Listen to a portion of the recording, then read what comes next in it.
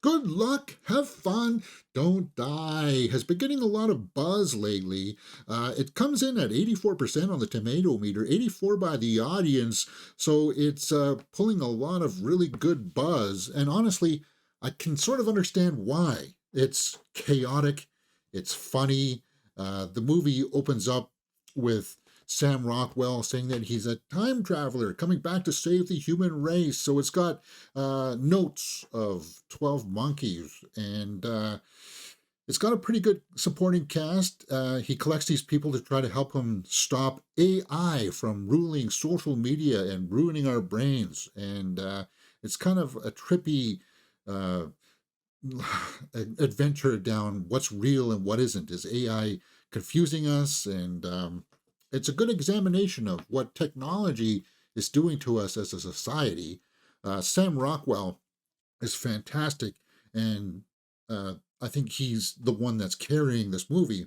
But it's also that supporting cast, right? Uh, the setup alone is pure madness. It opens with a really good opening scene, and if you know me, I like good opening scenes.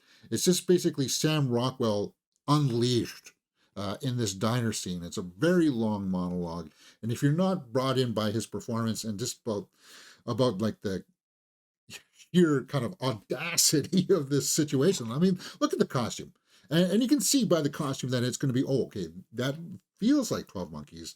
Okay, he's traveling through time like 12 Monkeys to stop a big apocalyptic scenario from happening. But this time around, he's going to be collecting people instead of stopping people to help uh, stop the AI from taking over, like the Skynet, if you will, in their future. And I gotta say that, yeah, overall, I enjoyed it. Uh, One of my favorite parts, though, is that supporting cast, and it's Juno Temple. She's fantastic in this. If you don't know who she is, she plays one of the side characters. She plays a mother, and it's a rare take for her. You don't see her in this kind of a role all the time, where she's playing this mother that of a son that gets murdered, and she's trying to find redemption for him. So that's one of the reasons why she goes on this journey with Sam Rockwell, and that's cool because we learn about why these other people are going with him through flashbacks, right? That's part of the hook, and I felt like stories like this help to add emotional depth to the film and kept it grounded, while a lot of the other stuff was just going really, really haywire. Uh, that being said, it can at times feel like that weird abstract uh, look at it, the approach.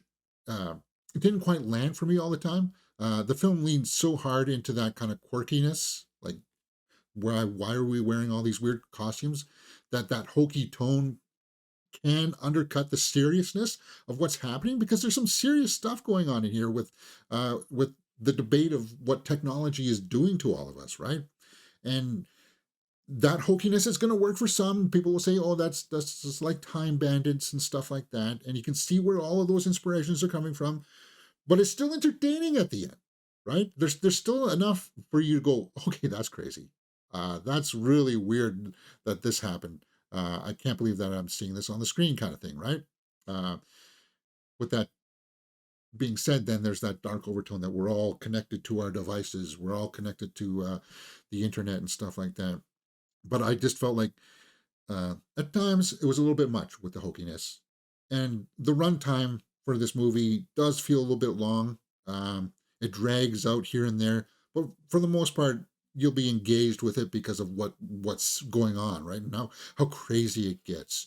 So, with that being said, let's go over to my score sheet here and start filling in some numbers for uh, good look, have fun, don't die. Acting, directing, and story are out of a possible 2 points. Cinematography and score are out of 1 point. So acting overall, Sam Rockwell, great job. But because of that ensemble cast, I'm going to give 1.5. And I'm like very close wanting to give it a full 2 points, and I think I will. I think I will because there's moments to shine for all of the cast. Zazie Beetz in here is also really good. Uh, but then again, I'm thinking what Juno Temple, and maybe it's just because what happens in her storyline is just so poignant. Um, it's heartbreaking, kind of, right? Directing Gore Verbinski. Now, the technical aspects, cinematography, it's all fairly well done. Sound mix all sounded great. But it's the execution of the story, I think, that will come into play here. And some of the length of the film, where we take a little bit of time to digress and play with the scenario a little bit, will be a little bit much for some. There's got to be stuff along the rooftops, what I'm talking about, when you'll know what I'm talking about when you see it. That could have been cut out because it just didn't really add that much to it.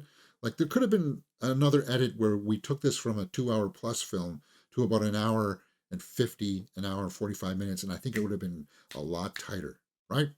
But that's just my take on it.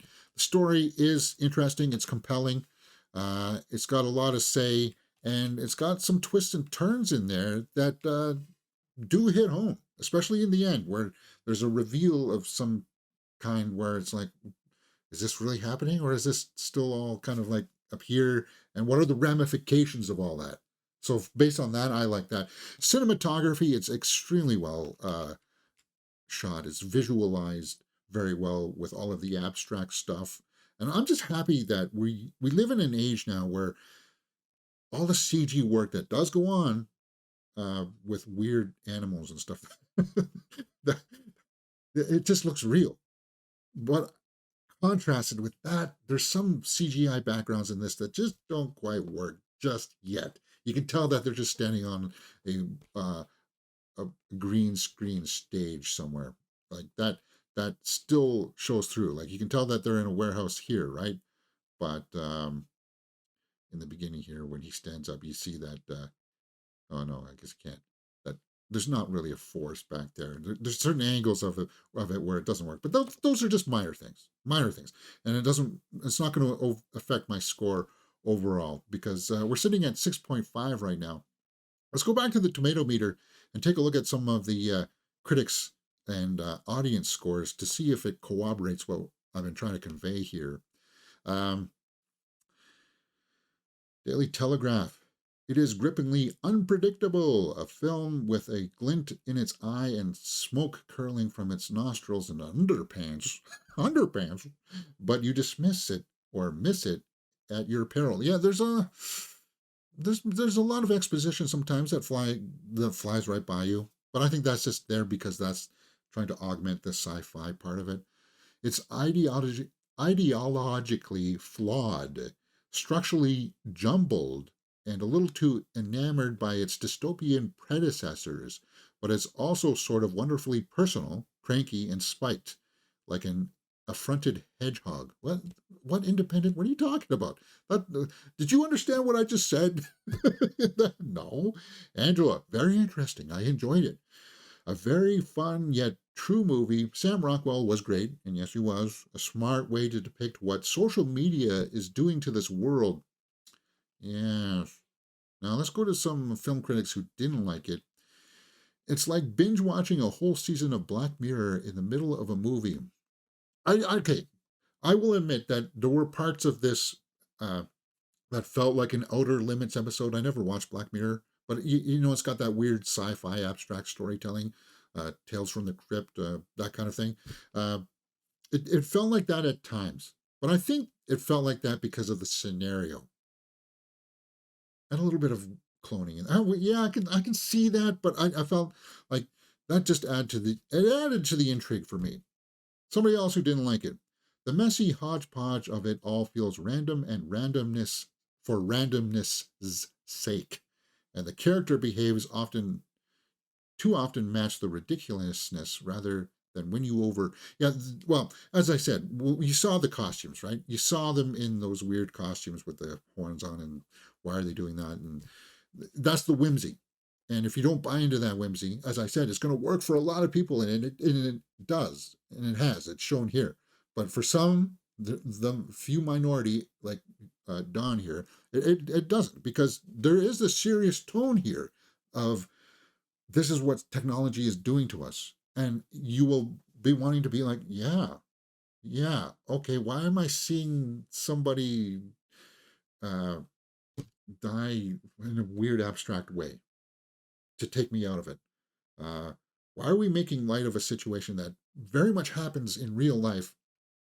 And why are we kind of like not mocking it, but minimizing it? Like people will feel the minimizing of certain real life events that happen in society that be like, well, we shouldn't be really making fun of that, should we? Should we? There'll be that angle. I think that's what that critic's trying to get at.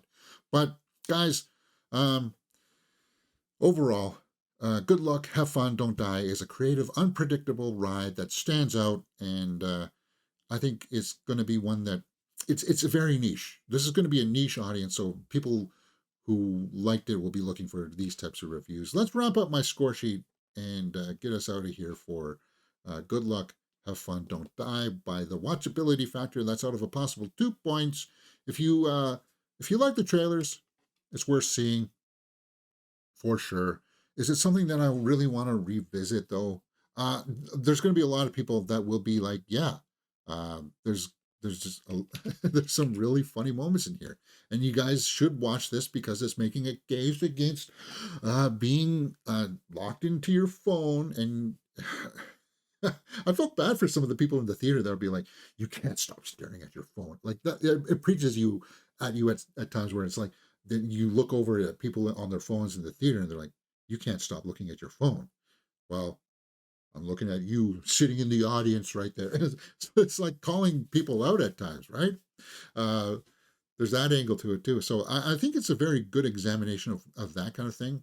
It takes some bold swings, but I just felt like it could have benefited from an edit and tightened it up a little bit because uh, I think it beats a few points over the head a couple of times. So 8 out of 10 for good luck, have fun, don't die. What do you guys think? Let me know in the comments below and we will talk about it. Hey, you're watching Mirror Domains.